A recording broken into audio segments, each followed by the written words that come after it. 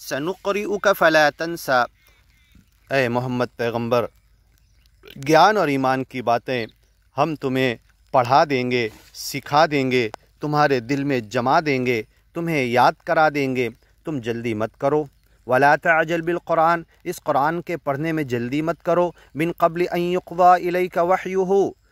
اس کی وحی پوری ہونے سے پہلے جلدی مت کرو، حضرت جبریل تمہیں سنا کر جائیں، اس کے بعد ان علینا جمعہ، اس کا جمع کر دینا، تمہیں یاد کرا دینا، تمہاری زبان پر جاری کر دینا۔ فإنما یسرناہ بلسانک، ہم نے تمہاری زبان پر اس کو آسان کر دیا۔ اللہم یسر القرآن علی لساننا، ہماری زبان پر اس قرآن کو آسان کر دے، عربی کے بول نکلتے چلتے چلے جائیں، جب جہاں جیسا موقع ہو یہ اس کی رہنمائی ہمیں ملے، ہماری زبان پر آئے، ہمارے عمل میں آئے، ہم لوگوں کو بتائیں، لوگ چلتے ہی چلے جائیں، اور ہماری زبان میں، ہمارے پڑھنے میں، ہمارے بولنے میں، ہمارے بتانے میں، ہماری تبلیغ میں، ہمارے سمجھانے میں ایسا اثر پیدا کر دے، جو اس گیان، قرآن اور ایمان کی بات سنے وہ قریب آتا چلا جائے، ایک جمگھٹا، ایک قافلہ بنتا ہی چلا جائے، پوری دنیا کے اندر سب یدخلون فی دین اللہ افواجا، دین میں داخل ہوتے ہی چلے جائے۔ سنقرئک، ہم تمہیں پڑھا دیں گے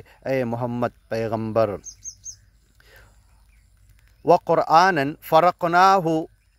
ہم نے اس قرآن کو الگ الگ ٹکڑوں میں، الگ الگ اوقات میں نازل کیا، لتقرأہ علی الناس، تاکہ تم پڑھ کر سناؤ لوگوں کو، علی مکث، ٹھہر کر،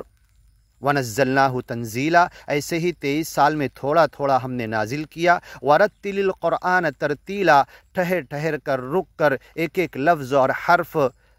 کی ادائیگی کے ساتھ، اور اس کے معنی اور مطلب، کہاں رکنا، کہاں پر آواز تیز کرنا، کہاں پر میننگ کے حساب سے، کس انداز سے پڑھنا ایموشنلی، تم اس کے حق کے ساتھ پڑھو۔ لا تحرک به لسانک، اس قرآن کے پڑھنے میں اپنی زبان کو جلدی جلدی حرکت مت دو کہ تم زیادہ پڑھ لو، بلکہ بڑے اطمینان کے ساتھ، یہ مالک کا کلام ہے، سچے مالک کی بات ہے، گیان اور ایمان کی باتیں سارے انسانوں کے لیے ہے، بڑے اہتمام سے پڑھو۔ لا تحرک به لسانک لتعجل به،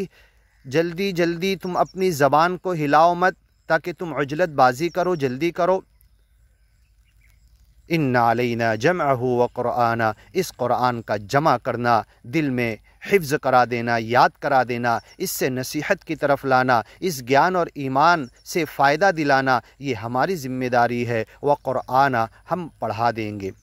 واتقوا اللہ ویعلمکم اللہ، اللہ سے ڈرو، دنیا کی برائیوں سے بچو،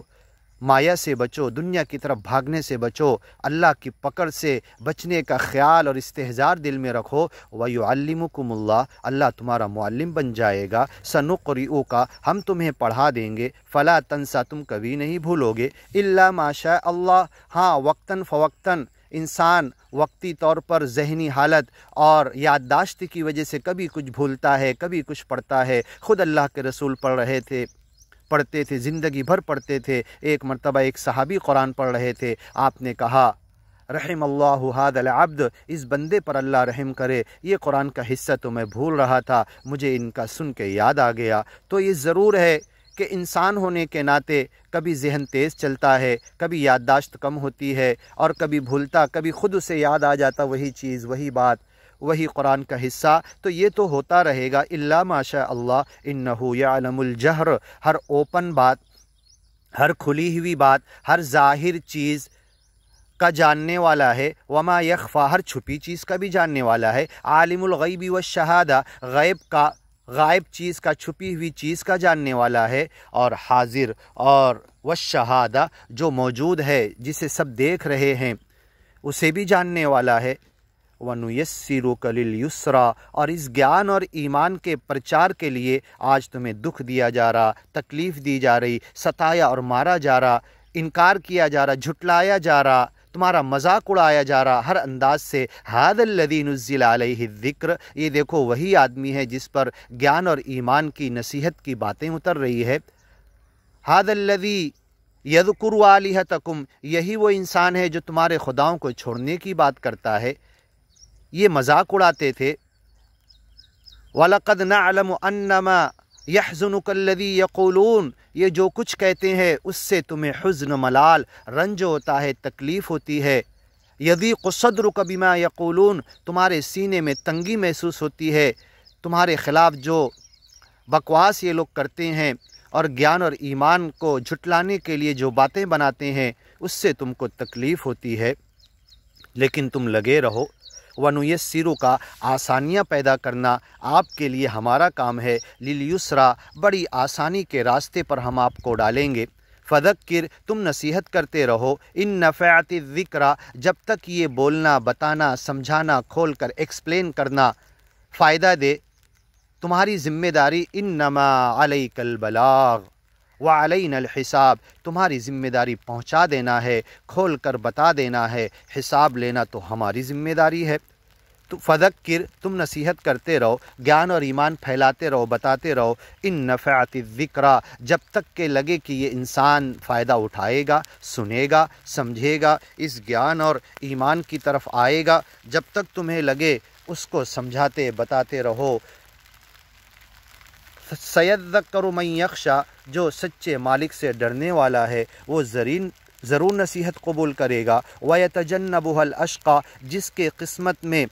بدبختی لکھ دی گئی ہے وہ اس گیان سے دور بھاگے گا۔ الذی یصلی النار الکبریٰ، جو بڑی آگ میں پہنچ جائے گا جہنم کی۔ ثم لا یموت فیہا ولا یحیا، اس آگ میں نہ جیے گا نہ مرے گا۔ ایسی زندگی ہوگی جب مریض ایسی حالت میں پہنچ جائے